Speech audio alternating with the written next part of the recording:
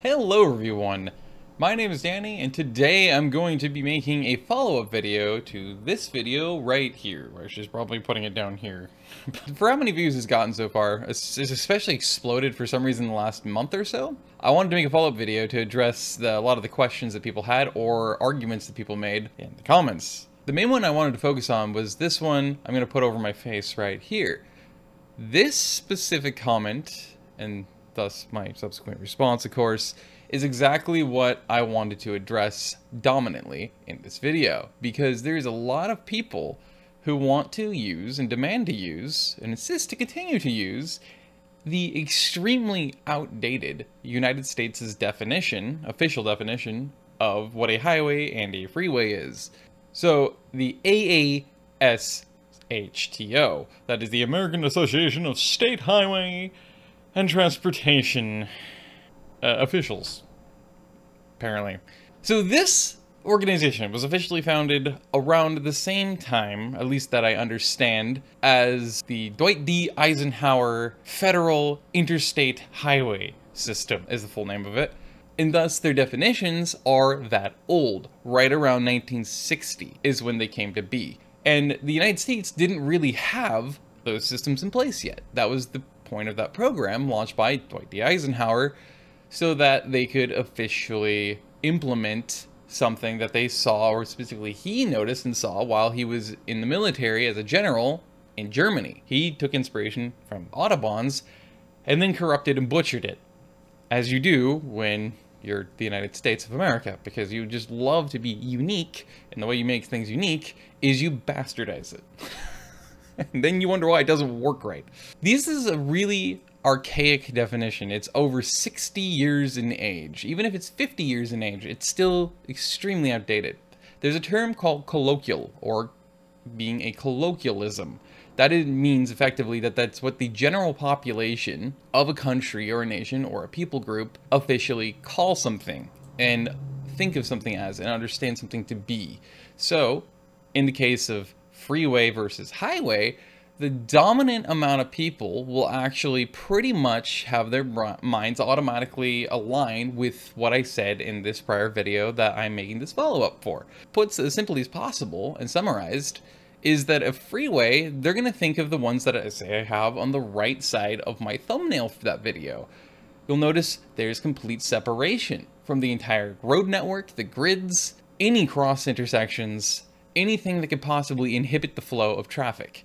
It is very high capacity, at least 3 lanes in each direction typically, unless it's very rural or in the wilds, then it goes down to 2 lanes usually. But again, the point is that both directions are completely separated from each other, but they form one major roadway system and flow for traffic that is completely separate from everything else. Therefore, it is free flowing, thus it is a free way to travel. This is what most people are going to think of. So that's where the on-ramps and off-ramps are.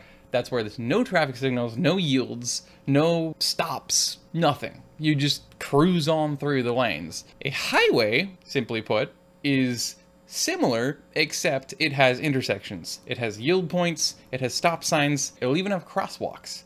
Sometimes it'll have sidewalks, because of the fact that it is a mixed-use form of a high-speed, high-capacity roadway. That, in the United States now, is, in a lot of the rest of the world actually, is adopting it too, is now officially known colloquially as a strode, or just simply a major thoroughfare, like, in this case, the road that I live on right here. It's high capacity, it's high speed, and usually it also will have a number designation, but it has separate signs from the interstate signs in the United States, that is, because of the fact it is considered officially a state highway or a state route, and thus it isn't entirely the same. That's why a lot of times the slightly lower capacity, but still really long interstate highways are officially United States highways, also having a different signage because of the fact that they are differentiated. They're not usually, US highways are not usually going to actually truly be a freeway, because they will eventually have intersections in them and yields and other things like that that would inhibit the flow, because they will eventually enter the metropolitan areas and city areas, which then they'll just be what we now, again, refer to as a strode. So, this is a simplified yet still long-winded way to address that whole point that this person has made in this comment. I'm showing it again, of course, to you so you can keep up with context. This is an extremely outdated mentality, belief system, and definition of the highways and freeways, and thus the differences between them. There was a few people that mentioned they had believed that highways and freeways were differentiated by one of those sets of definitions that's actually outlined by the same exact organization. Highways are toll roads, thus high, and freeways meant that they did not have tolls on them. And they thought that was the only thing that really differentiated them, and thus the official definitions were. And again, technically, yes, in the United States, those are the official definitions of these two different terms and these two different roadways. But again, it goes back to the first point, an argument. It is, in fact, very outdated by about 50 to 60 years. And colloquially, aka the average person in the United States of America, isn't thinking or doesn't even actually probably even realize that those were and are the official definitions, or that that organization even exists in the first place. When it comes down to the whole toll road argument, is the fact that in the United States, there is extremely few tolled roads.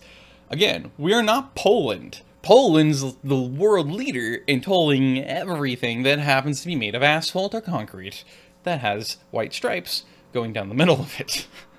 I don't know why, but they're obsessed with it. In the United States, we're pretty much the antithesis of Poland. We really have extremely few toll roads, and of course in the United States, just like taxation, most people despise the concept of tolls. Even if it would give them funding to further upkeep and upgrade the very bad state of infrastructure in the country, including those very freeways and highways they utilize, most people already can barely afford to live. Why the heck would they then?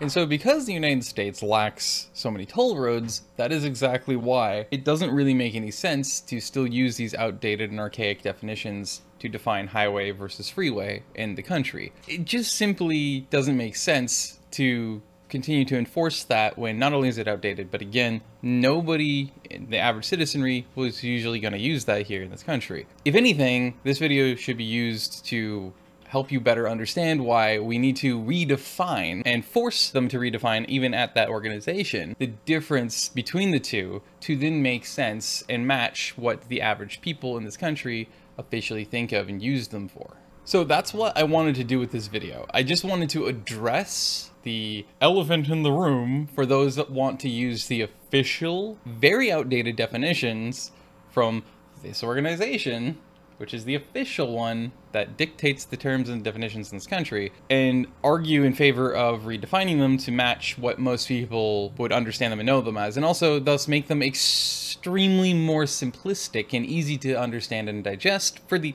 average people of the world. But with that said, let me know what you think in the comments below. Other than that, that's about all I have to say for today.